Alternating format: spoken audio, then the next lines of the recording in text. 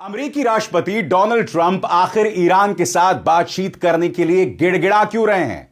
आखिर वो क्यों कह रहे हैं कि ईरान मेरे साथ बातचीत करना चाहता है, मगर ईरान के बड़े नेता अली लारिजानी ने स्पष्ट कर दिया है कि ट्रंप के लिए अमेरिका फर्स्ट नहीं, इजराइल फर्स्ट है और न्यूक्लियर मुद्दे पर अमेरिका से बातचीत करने का कोई सवाल ही नहीं पैदा होता। समानांतर तौर पर यहां भारत में आपको यह जानकर हैरानी होगी कि अब तक, जी हां अब तक, प्रधानमंत्री नरेंद्र मोदी ने सुप्रीम लीडर खामेनी की मौत पर एक बयान नहीं दिया। सबसे बड़ी बात, वो अब तक यूएई के राष्ट्रपति को फोन कर चुके हैं। वायर की इस खबर के मुताबिक वो इजरायली प्रधानमंत्री बेंजामिन नेतन्याहू से बात कर चुके हैं, मगर अब तक उन्होंने सुप्रीम लीडर खामेनी की मौत पर एक बयान नहीं दिया। मैं सीधे प्रधानमंत्री नरेंद्र मोदी से एक सवाल पूछना चाहता हूं, आप इतिहास के किस छोर में खड़े होना चाहते हैं? जब इस दौर का इतिहास लिखा जाएगा तो क्या यह इतिहास लिखा जाएगा कि भारत जो है वो दो अत्याचारियों, दो दबंगों के साथ खड़ा था? मैं समझना चाहता हूं, ट्रंप लगातार भारत का अपमान करते रहते हैं, चाहे ट्रेड डील हो, चाहे ऑपरेशन सिंदूर हो, और अब भी खामेनी को नाजायज तरीके से मौत के घाट उतार दिया गया। ईरान पर एक नाजायज युद्ध छेड़ा गया है, फिर भी भारत खामोश है। इससे ज्यादा शर्मनाक बात कुछ नहीं हो सकती और मैं इसकी गंभीर चर्चा करने वाला हूं। और सुप्रीम लीडर खामेनी की मौत पर प्रधानमंत्री नरेंद्र मोदी की खामोशी पर कांग्रेस ने करारा प्रहार किया है। कांग्रेस का कहना है, इतिहास इसे कभी नहीं भूलेगा। मोदी इस्राएली संसद नेसेट में खड़े होकर हंस रहे थे, एक ऐसे नकली अवार्ड को स्वीकार कर रहे थे जो असल में था ही नहीं, और अपने दोस्त और युद्ध अपराधी बेंजामिन नेतन्याहू के प्रति बिना शर्त वफादारी जता रहे थे। उसी दौरान कहा जा रहा है कि इस्राएल ने उनकी यात्रा को ढाल की तरह इस्तेमाल करते हुए ईरान के सुप्रीम लीडर, दुनिया भर के करोड़ों शिया मुसलमानों के आध्यात्मिक मार्गदर्शक और भारत के दोस्त इमाम खामेनी की हत्या की योजना बनाई। और अब मोदी में इतनी भी नैतिक हिम्मत नहीं है कि उस हमले की निंदा कर सकें जिसने पश्चिम एशिया और पूरी दुनिया को अंधेरे में धकेल दिया है। इससे ज्यादा साफ सबूत क्या होगा कि मोदी अपनी स्वतंत्र इच्छा से काम नहीं कर रहे हैं। उन्हें अमेरिका और इस्राएल की कठपुतली बताया जा रहा है। कहा जा रहा है कि प्रधानमंत्री समझौता कर चुके हैं। कौन ये जंग जीतेगा यह भी पता नहीं है, लेकिन मोदी पहले ही हार चुके हैं। मगर अगर आपको समझना है कि डोनाल्ड ट्रंप बातचीत के लिए क्यों गिड़गिड़ा रहे हैं, तो मैं आपके सामने एक एक करके कुछ तस्वीरें पेश कर रहा हूं जिस पर गौर फरमाया जाए। सबसे पहले दोस्तों, यह कुवैत की तस्वीर है। आप देखिए, आसमान से एक फाइटर जेट गिर रहा है। यह कौन सा फाइटर जेट है? यह अमेरिका का फाइटर जेट है। इससे पहले कि मैं आपको बताऊं क्या हुआ, इस वीडियो को देखिए।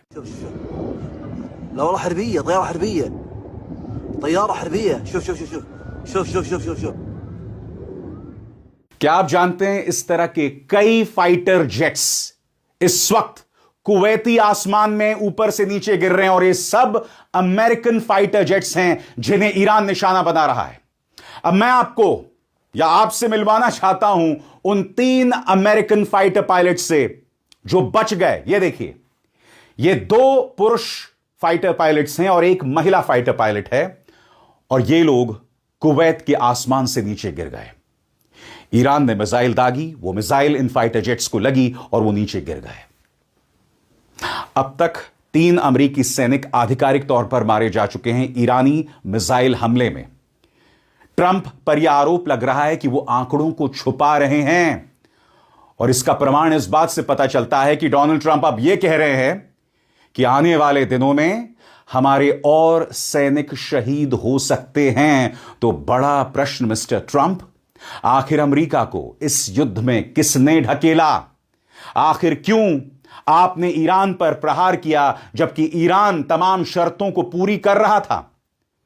आज विदेश मंत्री अब्बास अराक्ची कह रहे हैं कि हम जंग नहीं लड़ना चाहते थे, हम हमले नहीं कर रहे हैं। आप जंग हमारे दरवाजे पर लेकर आए, आपने हमारे सुप्रीम लीडर को मौत के घाट उतार दिया। इसके बाद आप हमसे क्या उम्मीद कर रहे हैं? सुनिए, डोनाल्ड ट्रंप वो डरा हुआ डोनाल्ड ट्रंप, जिनके दाएं हाथ को नहीं पता कि उनका बायां हाथ क्या कह रहा है, इस व्यक्ति को कोई अंदाजा नहीं है। सुनिए। Earlier today, CENTCOM shared the news that 3 U.S. military service members have been killed in action. As one nation, we grieve for the true American patriots who have made the ultimate sacrifice for our nation, even as we continue the righteous mission for which they gave their lives. We pray for the full recovery of the wounded and send our immense love and eternal gratitude to the families of the fallen. And sadly, there will likely be more. Before it ends, that's the way it is. Likely be more, but we'll do everything possible where that won't be the case. But America will avenge their deaths and deliver the most punishing blow to the terrorists who have waged war against basically civilization. They have waged war against civilization itself. और दोस्तों, इस खबर को देखिए। The Atlantic को phone पर Donald Trump ने कहा कि ईरान मुझसे बातचीत करना चाहता है और मैं ईरान से बात करने को तैयार हूं। मगर बड़ा प्रश्न, क्या ईरान आपसे बात करने को तैयार है? आपके स्क्रीन पर दोस्तों, यह है अली लारिजानी, ईरान के इस वक्त के सबसे बड़े नेता। और मैं आपको बतलाना चाहता हूं अली लारिजानी ने अमेरिका पर किस तरह से प्रहार किया। उनका बयान गौर फरमाएं। वो कहते हैं, ट्रंप ने अपने ख्याली पुलाव वाली सोच में पूरे इलाके को अशांति में झोंक दिया है और अब उन्हें अमेरिकी सैनिकों के और ज्यादा हताहत होने की चिंता सता रही है। उन्होंने अपने भ्रमित रवैये से अपने ही बनाए नारे अमेरिका फर्स्ट को इजराइल फर्स्ट में बदल दिया है और इजराइल की ताकत की भूख के लिए अमेरिकी सैनिकों को कुर्बान कर दिया। और अब नई नई कहानियां गढ़कर वो फिर से अपनी पर्सनालिटी कल्ट की कीमत अमेरिकी सैनिकों और उनके परिवारों से वसूल रहे हैं। आज ईरान की जनता अपनी रक्षा कर रही है। ईरान की सशस्त्र सेनाओं ने हमला नहीं शुरू किया और यही बात अब्बास अरागची कह रहे हैं। एक अमेरिकी चैनल में उनसे कहा गया कि आप अमेरिकी बेसिस पर हमला क्यों कर रहे हैं, तो अब्बास अरागची ने कहा, यह युद्ध हमने शुरू नहीं किया, यह युद्ध आपने शुरू किया था। सुनिए अब्बास अरागची क्या कह रहे हैं। Is a negotiated settlement with the United States still possible? Well, you answered this question. We negotiated with the United States twice in the past 12 months, and in both cases, they attacked us in the middle of negotiation. And that has become a very bitter experience for us. In last June, we were negotiating. We had 5 rounds of negotiations, and we had already fixed the 6th round for 15 June when the Israeli attacked us, and then the US joined the attack. And this time we had 3 rounds. Last Thursday we had a very good discussion, very good talks in Geneva. Both Iranian and the US delegation were happy at the end of 7 hours of negotiations. And I can go into the details of what we agreed and how a deal was at our reach. And when we concluded, the Omani foreign minister, who was the impartial intermediator between us, he concluded by saying in his post that we made significant progress this time. We were able to come to a good understanding. दोस्तों, मैं आपको बतला रहा हूं कि किस तरह से इस वक्त मिडिल ईस्ट में अमेरिकन एसेट्स जो हैं उन पर प्रहार हो रहे हैं। ये देखिए, कुवैत की खबर है। कुवैत में जो अमेरिकी एम्बेसी है वहां पर यह सलाह, ये दिशा निर्देश जारी किए गए हैं कि आप कुवैत में अमेरिकी एम्बेसी मत पहुंचिए क्योंकि वहां पर हमला हो सकता है।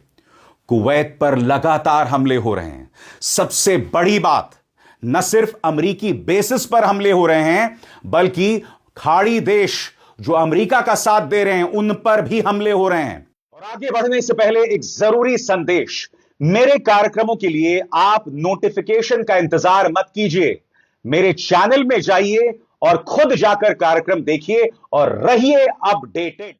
और खबरें यह आ रही हैं कि कुवैत में अमेरिकी एम्बेसी पर भी हमला हुआ है। अब मैं आपको एक और वीडियो दिखाना चाहता हूं दोस्तों, आप जानते हैं सऊदी अरब के आरामको की जो सबसे बड़ी तेल रिफाइनरी है, रास तानुरो, वहां देखिए आग लग गई है, ईरानी मिसाइल का हमला होता है।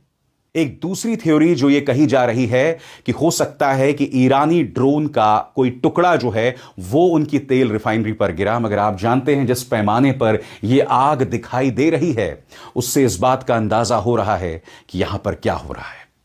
अब आपके जहन में सवाल होगा कि आखिर ईरान सऊदी अरब या खाड़ी देशों की तेल रिफाइनरीज पर हमला क्यों कर रहा है। तो मैं आपको याद दिलाना चाहूंगा, इसी मंच पर मैंने आपको खबर बताई थी कि सऊदी अरब के जो शासक हैं मोहम्मद बिन सलमान, ईरान पर हमला करने से पहले वो लगातार ट्रंप से फोन पर बातचीत कर रहे थे और लगातार उनसे गुजारिश कर रहे थे कि ईरान पर हमला किया जाए, हमला किया जाए, हमला किया जाए।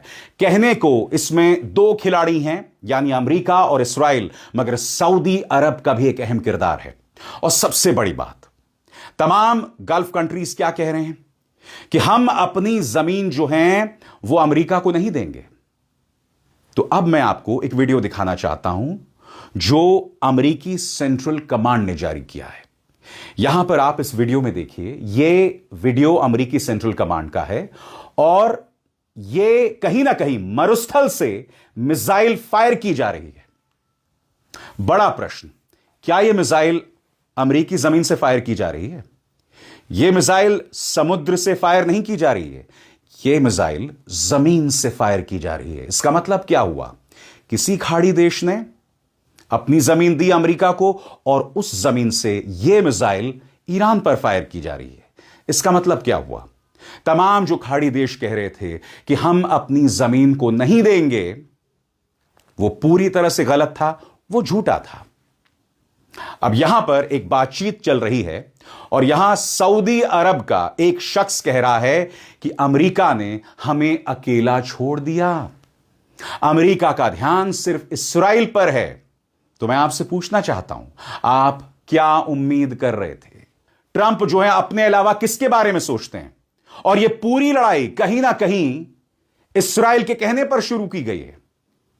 यहां पर सऊदी अरब का एक शख्स गिड़गिड़ा रहा है, रो रहा है कि हमें ट्रंप ने अकेला छोड़ दिया। 30 सेकंड सुनिए, हालांकि वो क्या कह रहे हैं मुझे समझ नहीं आ रहा है, मगर 30 सेकंड का लुत्फ उठाइए। الدفاع الأمريكي مركز على إسرائيل دون دول الخليج التي تقع فيها كثير من القواعد العسكرية. وما في شك، أنا في تقديري وأعتقد أن هناك يعني نوع من العتب الخليجي على الحليف أو الشريك، إذا وصفناه بدقة الشريك الأمريكي। सबसे बड़ी बात, हम नहीं जानते कि ईरानी हमले में कितने अमेरिकी सैनिक मारे गए। हम यह भी नहीं जानते हैं कि इस्राइल के अंदर जो हमले हो रहे हैं कितने बड़े पैमाने पर वहां लोग मारे जा रहे हैं। मैं आपको एक छोटी सी झलक दिखाता हूं दोस्तों। यह झलक तेल अवीव की है। यहां पर देखिए किस तरह से एम्बुलेंसेस जा रही हैं और आप देखिएगा कितने बड़े पैमाने पर एम्बुलेंसेस जा रही हैं। यह इस बात की बानगी है, यह इस बात का जीता जागता सबूत है कि ईरानी हमले में इस्राइल में कितना बड़ा नुकसान हो रहा है। देखा जाए।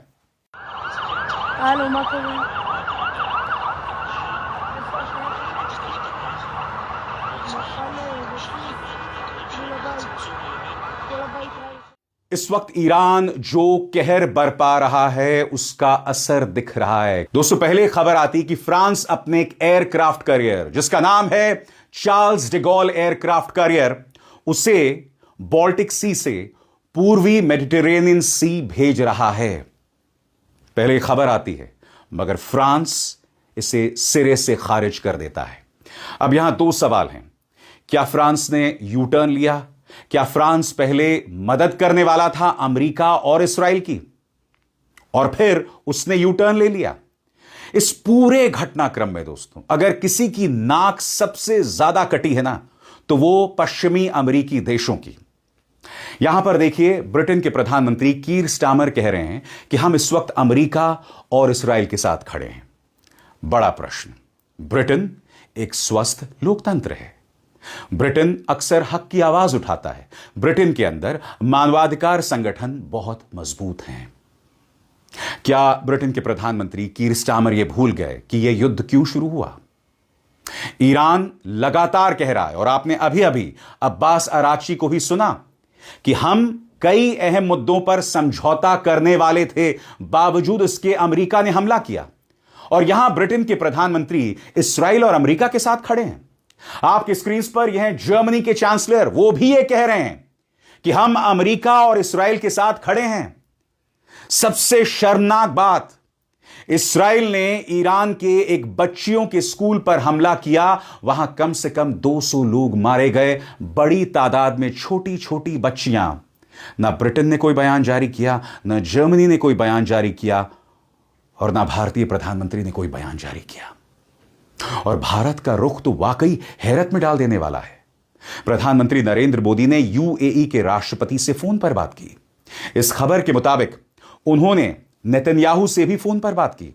और क्या आप जानते हैं, अब तक खामेनी की मौत पर प्रधानमंत्री नरेंद्र मोदी ने एक बयान जारी नहीं किया। उन्होंने मध्य पूर्व में जो चल रहा है उसके बारे में क्या कहा, आपके स्क्रीन पर। प्रधानमंत्री नरेंद्र मोदी ने कहा, पश्चिम एशिया की वर्तमान स्थिति हमारे लिए गहरी चिंता का विषय है। भारत डायलॉग और डिप्लोमेसी के माध्यम से सभी विवादों के समाधान का समर्थन करता है। इस क्षेत्र में मौजूद सभी भारतीय नागरिकों की सुरक्षा के लिए हम सभी देशों के साथ मिलकर काम करते रहेंगे। प्रधानमंत्री नरेंद्र मोदी का बयान। मैं एक सीधा सा सवाल यहां पर प्रधानमंत्री से करना चाहता हूं। ईरान के साथ हमारे लंबे ताल्लुकात रहे हैं। ट्रंप के दबाव में आपने ईरान के साथ, हमारी एक परियोजना थी, चाबहार बंदरगाह परियोजना, आपने ट्रंप के डर से उसे त्याग दिया। आज खामेनी पर आप एक बयान तक नहीं दे रहे हैं। मैं जानबूझकर यह शो बहुत लेट रिकॉर्ड कर रहा हूं। इस वक्त जब मैं यह शो रिकॉर्ड कर रहा हूं, शाम के 5 बज रहे हैं। जी हां, सुप्रीम लीडर खामेनी की मौत को एक लंबा अरसा गुजर चुका है। 24 घंटे से ज्यादा का वक्त हो गया है, और प्रधानमंत्री नरेंद्र मोदी यूएई के राष्ट्रपति से बात कर सकते हैं, इस्राएल को लेकर अपनी चिंता जतला सकते हैं, इस तरह का सतही बयान जारी कर सकते हैं, मगर खामेनी के मुद्दे पर पूरी तरह से खामोश हैं। मैं फिर समझना चाहता हूं, प्रधानमंत्री आप किसके साथ खड़े हैं? सबसे बड़ी बात याद कीजिएगा, ट्रंप लगातार झूठ बोल रहे हैं। ट्रंप ने क्या कहा था? ट्रंप ने यह कहा था, हमें इस बात की रिपोर्ट्स मिली थी कि ईरान हम पर हमला करने वाला है, इसलिए हमने ईरान पर हमला कर दिया। क्या आप जानते हैं, अमेरिकी कांग्रेस को जो बात बताई गई है वो इससे बिल्कुल उलट है, और ऐसे झूठे के साथ भाजपा सरकार खड़ी हुई है। आपके स्क्रीन पर यह खबर देखिए साहब, अल जजीरा की खबर है। Trump administration officials told the US Congress that there were no signs that Iran planned to attack the US before the US-Israeli strikes that killed Supreme Leader Ayatollah Ali Khamenei. The news agency Reuters has reported, सरल शब्दों में Reuters को अमेरिकी अधिकारियों ने बताया कि हमने अमेरिकी कांग्रेस को बताया है कि ईरान हम पर हमला नहीं करने वाला था, बावजूद इसके ईरान पर हमला किया गया। दूसरी झूठी बात क्या थी कि अमेरिका ने यह कहा कि ईरानी मिसाइल जो हैं वो अमेरिकी जमीन तक पहुंच सकते हैं, जबकि आप जानते हैं ईरान की जो सबसे बड़ी मिसाइल है वो है सूमर मिसाइल, और सूमर मिसाइल का जो रेंज है वो 2500 किलोमीटर है, अमेरिका से बहुत दूर। यह ट्रंप लगातार झूठ बोल रहा है, और प्रधानमंत्री नरेंद्र मोदी इस शख्स के साथ खड़े हैं। मैं फिर आपसे पूछना चाहता हूं, यह भारत के कौन से सामरिक हित हैं जो पूरे हो रहे हैं? हम इतिहास में कैसे देश के तौर पर याद रखे जाएंगे?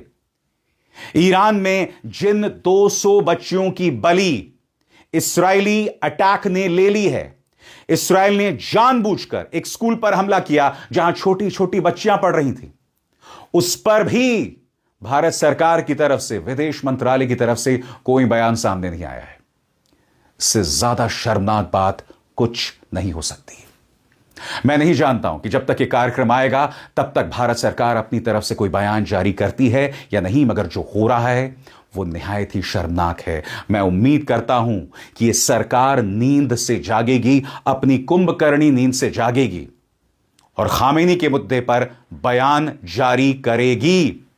क्योंकि न सिर्फ ईरान में बल्कि मध्य पूर्व में बहुत बड़ी तादाद में भारतीय बसे हुए हैं। यह मत भूलिए कि आज पाकिस्तान बेशक अमेरिका और इस्राएल के साथ खड़ा है, मगर पाकिस्तान के अंदर जो जनता है वो ईरान के पक्ष में समर्थन कर रही है। प्रधानमंत्री, आप इतिहास में किस शख्स के तौर पर याद रखे जाना चाहते हैं? इस दौर में, जब इस दौर का इतिहास लिखा जाएगा, तो आप खुद को कहां देखते हैं? यह अपने आप में हैरत में डाल देने वाली चीज है। और सबसे बड़ी बात, यह मत सोचिए कि सिर्फ अमेरिका ईरान से बातचीत करने के बहाने ढूंढ रहा है। इस खबर पर गौर कीजिए। इस खबर के मुताबिक इस्राएल भी ईरान के राष्ट्रपति मसूद पेजेश्कियान से बात करना चाहता है। बकौल इस्राएल, इस खबर के मुताबिक हमने अब तक मसूद पेजेश्कियान को इसलिए नहीं मारा क्योंकि वो नरमपंथी हैं और उनसे बातचीत की जा सकती है। सबसे बड़ी बात, हम यह भी जानते हैं कि IRGC अभी वजूद में है। इस्लामिक रेवोल्यूशनरी गार्ड कोर वजूद में बना हुआ है। तो आप मसूद पेजेश्कियान से बात करके क्या हासिल कर लेंगे? क्या उसकी वजह ये एम्बुलेंसेस हैं जो तेल अवीव की सड़कों पर चिल्ला रही हैं, चीख रही हैं? क्या इसकी वजह यह है कि हर गुजरते दिन के साथ आपके इंटरसेप्टर्स खत्म होते जा रहे हैं? आपका डोम जो अब तक आपको बचाता आया है वो नाकारा साबित हो रहा है? ये तमाम प्रश्न हैं। मैंने इससे पहले भी अपने एक और कार्यक्रम में कहा था कि हो सकता है कि 10 दिनों में ईरान की हालत खराब हो जाए। हो सकता है कि यह जंग ईरान हार जाए, मगर वो झुक नहीं रहा है। और क्यों? क्योंकि बकौल ईरान इस जंग की शुरुआत हमने नहीं की थी। अब उसके लिए यह वजूद का सवाल है, एग्जिस्टेंशियल क्राइसिस है उसके लिए। वो अपने अस्मिता, अपनी इज्जत की लड़ाई लड़ रहा है और वो पीछे नहीं हट रहा है। लिहाजा जो लोग आज बातचीत की बात कर रहे हैं, उन्हें पहले यह सोचना चाहिए कि ईरान पर पहले हमला क्यों किया गया था और क्या इसको लेकर ट्रंप और नेतन्याहू दोनों की जवाबदेही तय होगी। क्योंकि अपने अपने देशों में इन दोनों की लोकप्रियता बद से बदतर हो रही है और उसी से बचने के लिए इन्होंने सुप्रीम लीडर खामेनी को मौत के घाट उतार दिया। अभिसार शर्मा को दीजिए इजाजत। नमस्कार।